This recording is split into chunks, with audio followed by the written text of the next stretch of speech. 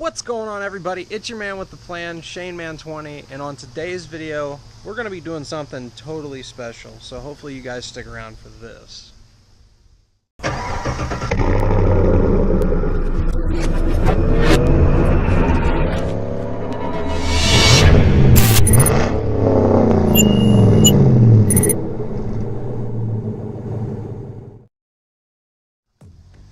So I know it's been a couple weeks now, and most of it kind of boiled down to, like I said, I really didn't have any content for you guys, and I felt kind of bad, and so I thought, well, let's take a little break. Let's see if I can come up with some more content and maybe be able to pump out a little bit more. I'm kind of limited because of both internet speed and working, you know, another job, so that's kind of how a lot of that stuff works. You really don't got time for much of anything. But, you know, of course, Black Beauty right back here in the background doing her thing, looking good as always, but that's not what today's video is about at all, actually. This video is actually about something that's very special to not just me, but it's very special to my family. We've had this vehicle for a long time. We've had it ever since, well, before I was born, so you got to understand how much of a connection this vehicle really has to us. So obviously that's what this is. It's going to be a vehicle. So you know what, why don't I just turn the camera around and I'll show you guys what I'm talking about.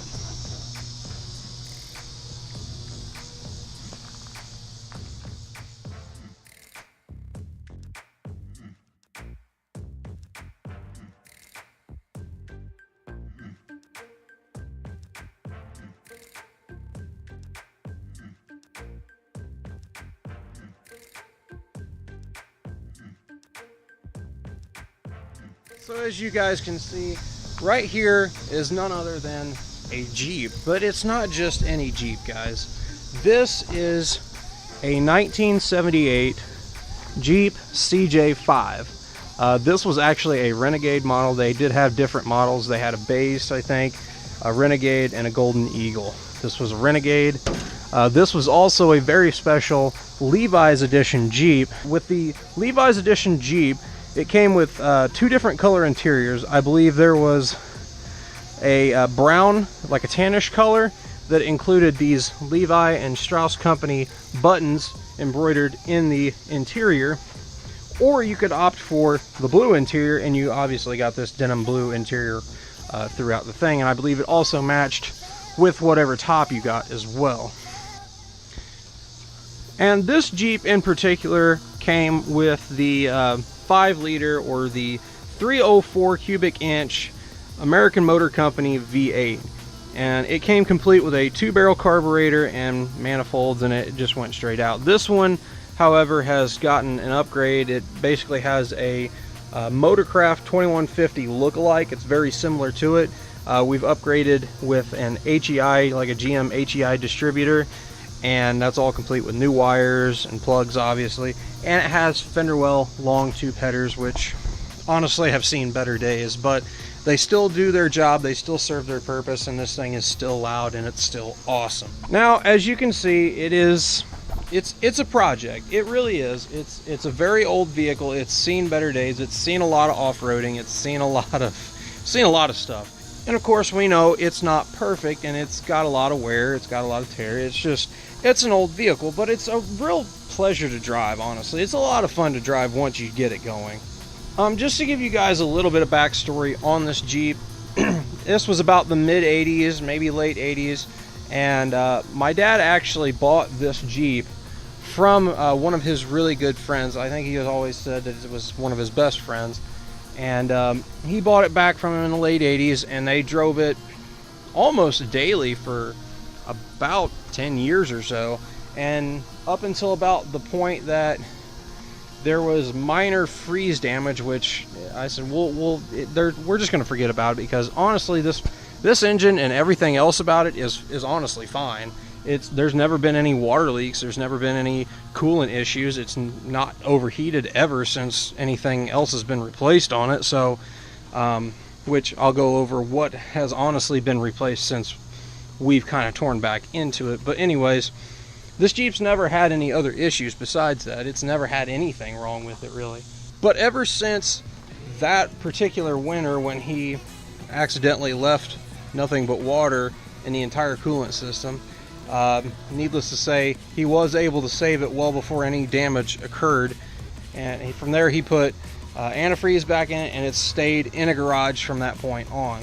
But anyways, long story short, when my dad got a new job, he wasn't able to, do things with this Jeep as much as he wanted to, and it ended up sitting for 10 years, honestly. It's about the time we started picking back up on it again, and then going over everything that we've replaced in it since then. We have installed a new fuel tank, complete with new sending unit, all new fuel lines.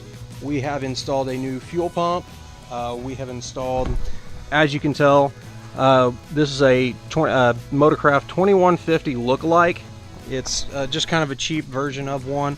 We still think maybe there's some issues going on with it, but it's been a work in progress. We've at least gotten it to where it's drivable. Like I said, we also upgraded to a GM style HEI distributor, all new wires, all new plugs. We have also replaced the steering column in this. This used to actually have, believe it or not, an old Buick steering column in it. It worked, it served its purpose, but it's nice to have this one in here. The Buick column was kind of very thin on the steering column, and you can actually like grab this one, and it feels much better to drive. We've also replaced the power steering box in this as well, which is down here. And the original one had some issues, and that's mostly due to the old man. He tore it apart one time, and needless to say, bearings came out and it never worked right since then. Had powered steering in one direction.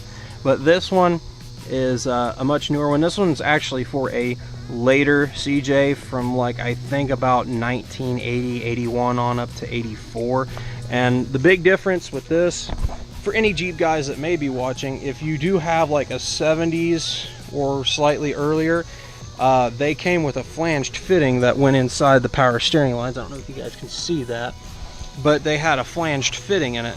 Well, the newer style actually came with an O-ring type, and they do make adapters for it. All you do is drop it in and you're good to go. And I think that pretty much wraps up everything that we've done to it so far. We'd like to get new wheels and tires for it, just because I think new tires at the absolute minimum, because these things are old and rotten and they're just done. They are done. They really need to go. But I think we really want to look into a good set of wheels and tires for that. We also want to completely upgrade the suspension, as well as doing a shackle reversal kit, which, if you guys have never driven a Jeep before, Jeeps, at least of this magnitude, have always been notorious for having really bad bump steer. Most of it because of having front end shackles. And this thing likes to drive all over the road. Yesterday was really kind of scary for one simple reason. This little bracket here, that bracket wasn't there before. But luckily we found that bracket, bolted it back in. Everything's good to go. It steers just fine now. But these Jeeps are pretty notorious for bump steering. You can get shackle reversal kits. They're about $200 or $300. Pretty simple thing to do, and most of them can be either bolt on or you can weld them in. It's kind of your choice on what you want to do. But in any case, that's what we want to do with this Jeep. We want to kind of do the shackle reversal kit, and we also want to upgrade the suspension with something with a little bit more give. And of course, we also really want to do a full-on restoration. Right now we're just trying to have fun with the Jeep. That's really the whole main point of this, was trying to get it running, trying to get it to a point where we could almost drive it on a somewhat daily basis, and just see where we could go from there and have some fun with it before we get to a point where we really need to tear it down and get everything back in order for it. And when we do that, we'll obviously do a full frame off restoration. Honestly, I think this body is just completely shot. We know the fenders are completely shot. There's rust holes everywhere in this body. There is a patch panel that's been patched right there in the floor. It's pretty decent, but it's still probably not good enough. I mean, you can see where it's rusted all along here. it was rear-ended at one time, and there's actually some, as you can see, there's Bondo back here, which it actually didn't look bad, but this whole backside is just completely ruined. There's rust in a lot of places back here. It's not too bad. Mostly back around here in the back is starting to rust out. And in all honesty, this back seat's been broken loose. We broke it loose last year to try and fix something. As you can see, the rust carries all the way around and then back up to the fender. But I mean, that's pretty much where we're at with this Jeep. And honestly, Jeeps are sort of notorious for having one good thing or the other. And it's either you have a good frame or a crap body, or you have a good body and a crap frame. In this case, it's that we have a crap body, and surprisingly, we have a good frame. Doing a lot of the work underneath, it's actually a very good and solid frame, fully boxed in. It's a great frame, so I think what we'll have to do with it is just get it sandblasted, recoat it with a good coating that will stick and stay, and we won't have any issues with it. And yeah, so I'll just shut up and let's see if we can get this bad boy running. Now, one thing I will tell you, I am 6 feet tall, and I don't know if you guys can tell at all, but I'm very cramped in this thing. One thing that CJs, especially CJ5s, and the other type is a CJ7. There was another one that they called the CJ8, which is called the Wagoneer, but we're not worried about it. There were two different type body styles like this. There was the CJ5 and the CJ7. The CJ5 was a short wheelbase Jeep like this, and then you had the other one, which was the CJ7. The CJ7 was actually a much more popular body style and could probably fit most everybody else. The CJ5 was just a little bit more underrated maybe, but now I find them to be a little bit more sought after because of their short wheelbase. Maybe I'm wrong in that case, but they are really neat Jeeps, honestly. So yeah, if it wasn't very obvious, I can't fit in this thing at all. I probably would fit much better in a CJ7, but I guess we're gonna live with what we got. So I'm gonna shut up and try and start this thing. It may take a while.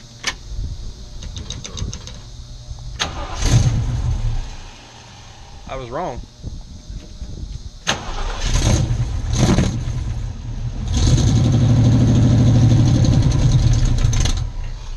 I tried to put throttle to it and it said no.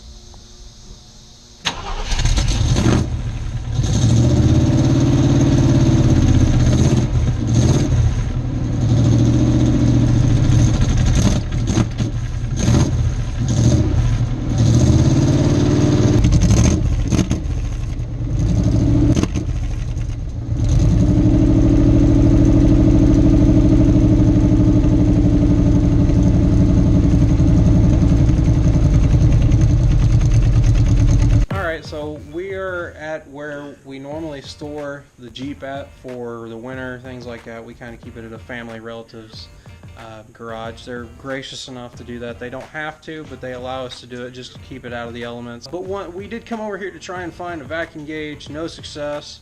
So we're going to run probably to a store real quick. Maybe. I don't know what we're doing yet. But anyways, I wanted to show you guys this right here. This is something else that we have. If anybody has any clue what this might be, put it in the comment section below. Tell me what you think that is, because I'm sure there's probably no newcomer anywhere that knows what that is. All the old geezers would probably know exactly what this is. So if you know what it is, put it in the comments. If you're right, I will pin it and I will like it. So what is it?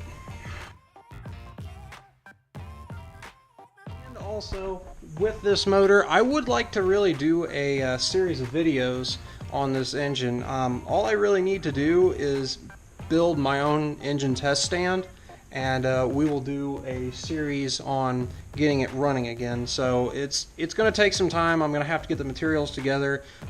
Thank God I have a welder now, so I can weld together something to work out. But anyways, I really would like to do a build series on that, just rebuilding it, getting it running again. I think it would be a lot of fun just to get my hands into a little bit of engine building and working with carbureted engines. I mean, I'm already doing that now with the Jeep and I'm learning a lot, but I think this would get me to the next step. So what do you guys think? Do you guys want to see something like that? I think that would be really cool. It'd be very different for the channel. Obviously, steering well away from fuel injection and the truck itself, but I think it would be something really different. So if you'd like to see something like that, throw something in the comment section below, hit the like button, let me know what you guys think.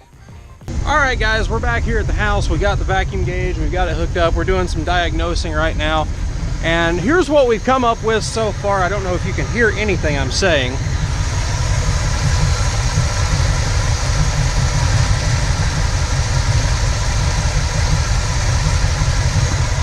I don't know if you can tell any of that at all or not. I'll try and get another closer look.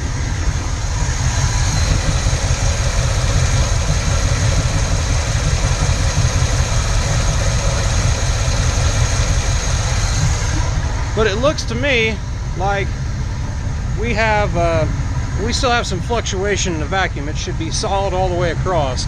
And we did one real quick thing. We tried to choke off the engine using just our hands through the carburetor.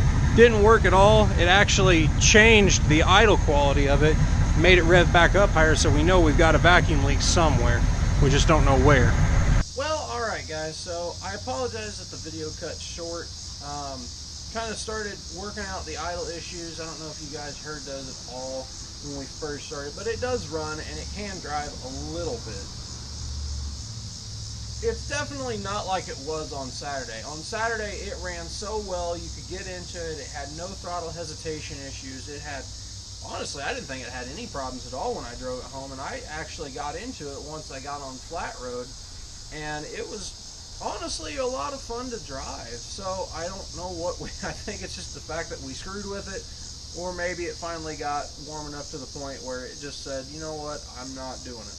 But the reason for cutting the video short yesterday, being today is Monday afternoon, the reason for cutting the video short was because me and my dad decided we were going to try and figure out some more issues related to this Jeep and see what the heck was actually going on. We actually ended up finding our old vacuum gauge, which actually still works very well and gives us a pretty accurate reading. What we did come up with is that the Jeep actually has pretty decent vacuum. It'll sit anywhere between 17 and 19, but the problem is it does like to fluctuate between those. Now, granted, it's not rapid, like the needle's moving real fast, but it tends to fluctuate in between those 17 and 19 inches of vacuum.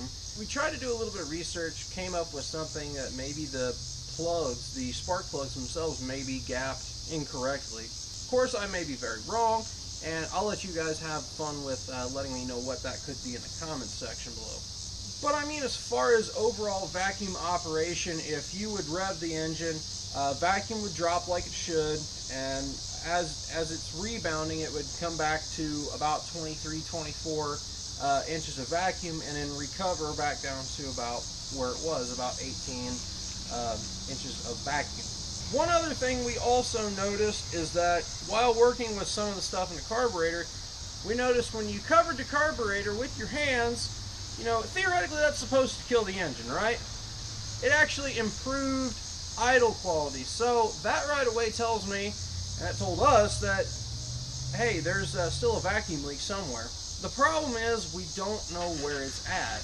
We're not exactly sure because we did spray carb cleaner around the base of the carburetor, along all the gaskets, and couldn't get it to improve idle quality, so we don't think it's there. It could potentially be somewhere in the manifold, and granted, you have to understand, this particular engine still has the EGR valve in it still, and we hadn't tried to pull it. I think my dad was just a little too afraid that maybe it would cause some issues. I honestly don't think it would, but I don't really know too much about the older EGR stuff. Now, coming back to the fluctuation in vacuum at idle, like I said, we found something where it said maybe the plug gaps, the spark plug gaps, may be incorrect. I think the one said it might be too close, but here's the thing. OEM calls for a spark plug gap of 35 thousandths to 37 thousandths, and we gapped our spark plugs to 40 thousandths. The change in vacuum like it is would kind of make sense towards having a spark plug gap incorrectly, which would also in turn explain why it has a thud in the exhaust, which I will show you a clip right now.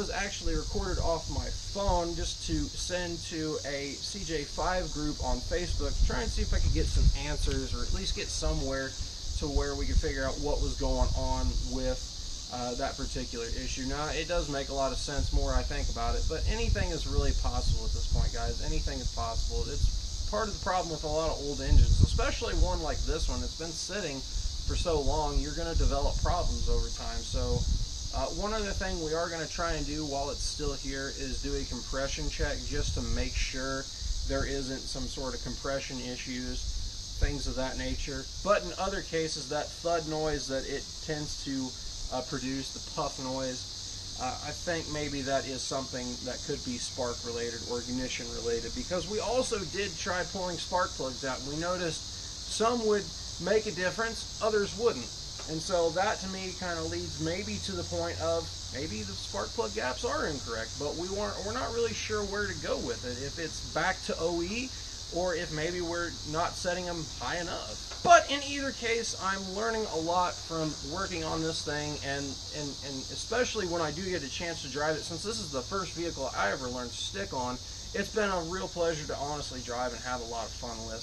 So with that said, guys, I think that's where I'm going to wrap up this video. If you guys want to see more videos of this Jeep, make sure to hit that like button and leave comments in the comment section below, so I know you guys want to see more of this, because we will do more videos of this Jeep. This thing is honestly a lot of fun. I enjoy messing around with it, honestly. So I think wrapping up all this stuff with this video, if you guys want to see more videos of this Jeep and see the progress that we're doing with it, make sure to hit the like button, hit that subscribe button, and leave comments in the comment section below, so that way I know you guys want to see more of this Jeep. This thing is honestly a lot of fun to work on. I'm learning a lot from it, and driving it is just as much fun. So if you guys want to see more of that stuff, please let me know.